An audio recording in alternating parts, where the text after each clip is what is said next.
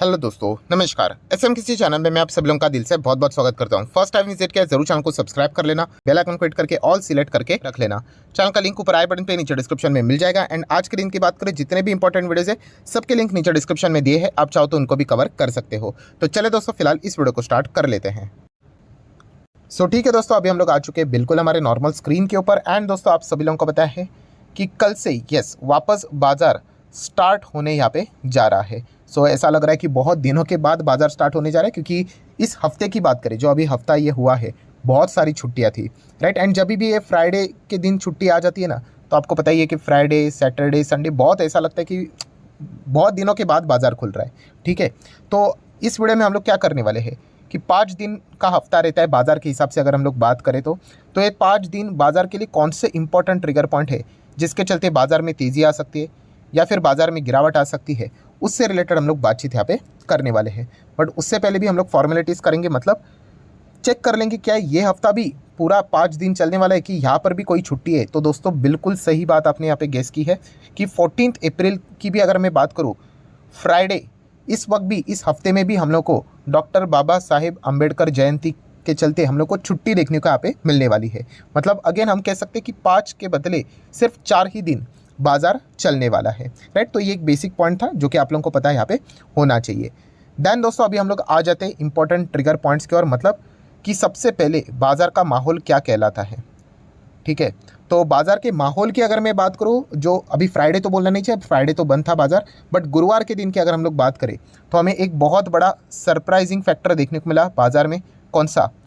कि आरबीआई ने rate stop कर दिया, राइट, जो कि बिल्कुल नहीं लगा था, बट कमेंट्री बहुत ही पुअर थी। एंड उसी का नज़ारा हम लोग को चार्ट पैटर्न के ऊपर भी देखने को मिला कि तेज़ी थोड़ा सा ही आई, बट कोई तेज़ी में दम नहीं था, राइट, क्योंकि अनसर्टेनिटी वाली कमेंट्री यहाँ पे बाजार में दे दी है। एंड इसी के चलते यहाँ पे इस हफ्ते में बहुत सारे जो ट्रिगर पॉइंट्स मैंने आप लोगों को बोले थे ना कि क्या क्या प्रॉब्लम हो सकता है, आगे क्या होगा, वो इसी हफ्ते हम लोग को बहुत सारे ट्रिगर पॉइंट्स भी देखने को मिलने वाले हैं, राइट। अगर बाजार के माहौल की बात करें तो पिछले 5 दिन में तो ज़बरदस्त तेज़ी देखने को मिली थी। 3.5% बाजार हम लोग को भागते हुए देखने को यहाँ पे मिला था। बट जो फ्राइडे तो नहीं, अगेन कह रहा हूँ, गुरुवार के दिन जो बाजार का आखिरी दिन हम लोग को देखने को मिला था, उसके चलते थोड़ा सा डाउटफुल सिचुएशन बाजार में क्रिएट यहाँ पे हो चुका है। प्लस अगर हम लोग बात करें उसी दिन, मतलब गुरुवार के दिन की बात करें, अमेरिकन बाजार में भी बिल्कुल फ्लैट परफॉर्मेंस, 0.0077%, मतलब कुछ भी नहीं, जहाँ से शुरू हुआ बाजार वहीं पे अंत हो गया। एंड फ्राइडे के दिन की बात करें तो अमेरिकन बाजार में, ग्लोबल मार्केट में भी हम लोग को छुट्टी देखने को यहाँ पे मिली थी।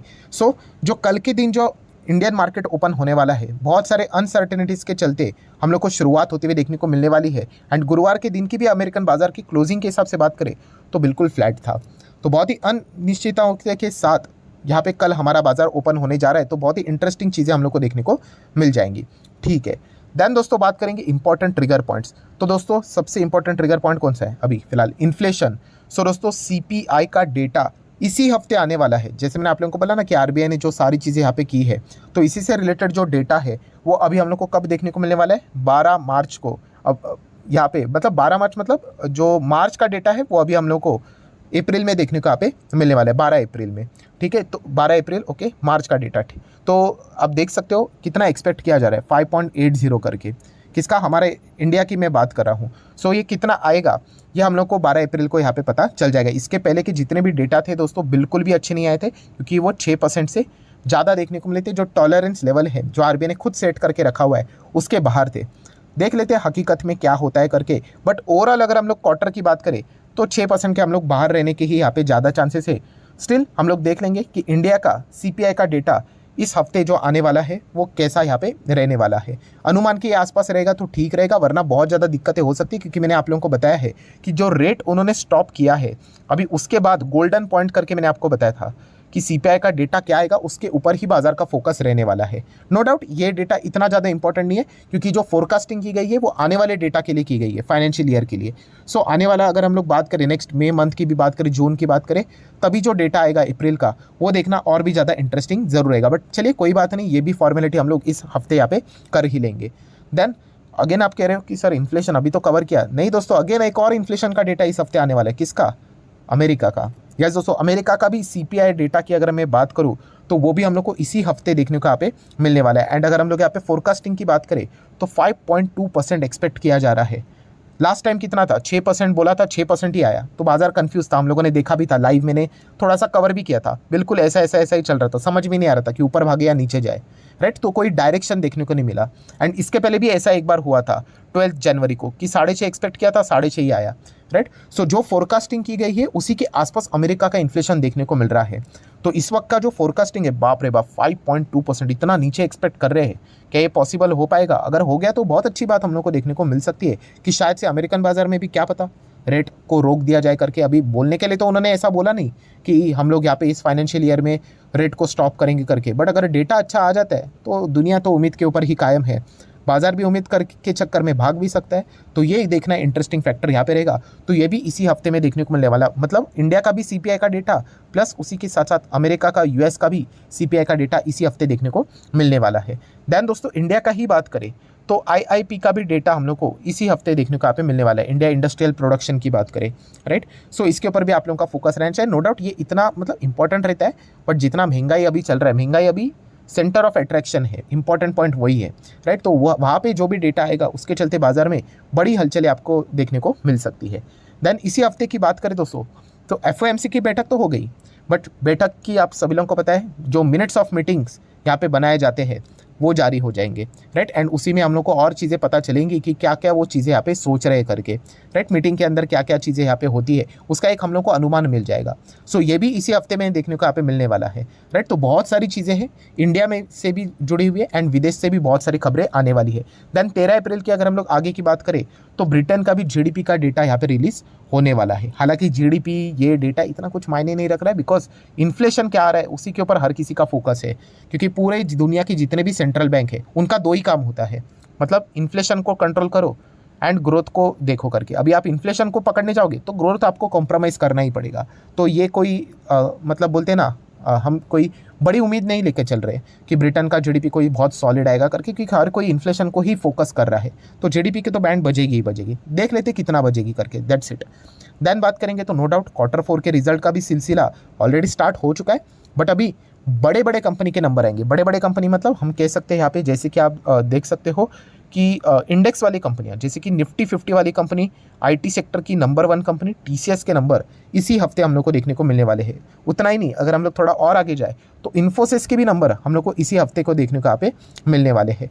प्लस चाहे सैटरडे क्यों ना हो यही हफ्ता, बट एचडीएफसी बैंक जो कि फाइनेंस सेक्टर की या फिर बैंक की नंबर 1 कंपनी है, आप सब लोगों को पता है एचडीएफसी बैंक जिस प्रकार से मूव करेगा वो पूरे बैंक निफ्टी को यहाँ पे मूव करवाता है, एंड वो अल्टीमेटली निफ्टी को ही डायरेक्टली इनडायरेक्टली टारगेट करवाता है, राइट। तो ये सारी चीज़ें बड़े बड़े दिग्गज कंपनी आईटी एंड फाइनेंस, जो मैं बार बार आप लोगों को कहता हूँ कि इस हफ्ते के लिए सबसे इंपॉर्टेंट ट्रिगर पॉइंट्स यहाँ पे रहने वाले। तो आईटी सेक्टर का भी लीडर एंड फाइनेंस का भी लीडर यहाँ पे नंबर पेश करेंगे, तो बाजार की जो स्थिति रहेगी वो बहुत ही इंपॉर्टेंट यहाँ पे देखने लायक जरूर रहेगी। देन दोस्तों हम लोग बात करेंगे कुछ कॉमन डेटा, जैसे कि एफआईएस की अगर हम लोग बात करें तो एफआईएस फिलहाल तो हम लोग को नेट बाइंग करते ही थोड़ा बहुत देखने को मिल रहा है, कोई एग्रेसिव बाइंग नहीं बट ठीक ठाक बाइंग यहाँ पे चल रही है। क्रूड ऑयल की बात करें तो वापस 85 के रेंज तक आते हुए देखने को मिले, जो कि हमारे लिए तो बिल्कुल अच्छी बात यहाँ पे नहीं है। इतना क्रूड ऑयल हाइक होने के बावजूद जो एमपीसी ने जो फैसला लिया वो बहुत ही चौंकाने वाला था, बट ठीक है देख लेते आगे क्या होता है। देन गोल्ड ज़बरदस्त परफॉर्मेंस दे रहा है, 62 के ऊपर जाते हुए देखने को मिल रहा है। अच्छी इक्विटी एंड गोल्ड हमेशा आप लोगों को लॉन्ग टर्म में फ़ायदा देगा मतलब हमेशा देगा, राइट। बहुत सारे असेट क्लास आते जाते रहेंगे, बट गोल्ड जो इंटरनेशनल लेवल पे इसका जो ट्रस्ट है ना गोल्ड के ऊपर, उसी को मतलब इसको सोना ऐसे ही नहीं बोलते, राइट। सो ये ट्रस्ट हमेशा बना रहेगा, तो ये भी पॉइंट हम लोग को देखने को मिल रहा है। देन बात करेंगे डॉलर, तो फिलहाल तो हमारा तो रुपी 81 से लेके 83 तो बोलना नहीं चाहिए, अभी तक टच नहीं किया, बट इसी के बीच में रेंज में हम लोग को चलते हुए देखने को यहाँ पे मिल रहा है। देन अगर हम लोग बात करेंगे तो option chain, right, no doubt 17,500 का लेवल ही अभी एक इंपॉर्टेंट सपोर्ट लेवल यहाँ पे बनने की कोशिश यहाँ पे ज़रूर करेगा। एंड बाजार में अगर नेगेटिविटी नहीं रही तो देख लेते हैं आगे बाजार क्या वापस 18,000 की दिशा में यहाँ पे जाते हुए देखने को मिलेगा। हालांकि इतना भी ईजी नहीं है, बहुत सारे रेजिस्टेंस लेवल्स भी हम लोग को मल्टीपल देखने को मिल रहे हैं। एंड न्यूज़ बेस बहुत हो चुका है स्टॉक, राइट, मतलब स्टॉक मार्केट की बात करें तो अभी इन्फ्लेशन का डेटा आएगा, देन एफओएमसी के मिनट्स के खबरें सामने आएंगी। इसके चलते बहुत सारा वॉलेटिलिटी रहेगा बाजार में, तो बहुत सारे रेसिस्टेंस सपोर्ट लेवल यूं टूट सकते हैं, राइट। तो ये भी पॉइंट आप लोगों को पता है यहाँ पे होना चाहिए। बट हम कह सकते हैं कि पिछले हफ्ते में जो परफॉर्मेंस देखने को मिला उसमें मार्केट 17,000 के ऊपर चला गया एंड प्लस 17,500 के भी ऊपर चला गया। तो होल नंबर तो आपको पता ही है, इसके चलते एक थोड़ा सा मॉरली सपोर्ट मिलता है, वो साइकोलॉजिकली सपोर्ट हम लोग को फिलहाल तो देखने को यहाँ पे मिल रहा है। सो आशा करता हूं दोस्तों आपको ये वीडियो हेल्पफुल लगा होगा, तो जरूर लाइक एंड शेयर कर देना। डीमैट अकाउंट अगर आपने अभी तक ओपन नहीं किया है तो लिंक नीचे डिस्क्रिप्शन में 25 वीडियो की लिस्ट आपको बिल्कुल फ्री ऑफ कॉस्ट मिल जाएगी। आपका नाम, कौन सा अकाउंट आपने लिंक के थ्रू ओपन किया है, प्रॉपर्ली कमेंट सेक्शन मेंशन कर देना। तो हफ्ते भर के अंदर अंदर सारे लेक्चर्स मेरे साइड से फ्री ऑफ कॉस्ट प्रोवाइड कर दिए जाएंगे ताकि आप शेयर मार्केट को आसान भाषा से सीख सको। So that's it, thank you very much दोस्तों, we will be meeting our next video. तब तक के लिए बाय बाय।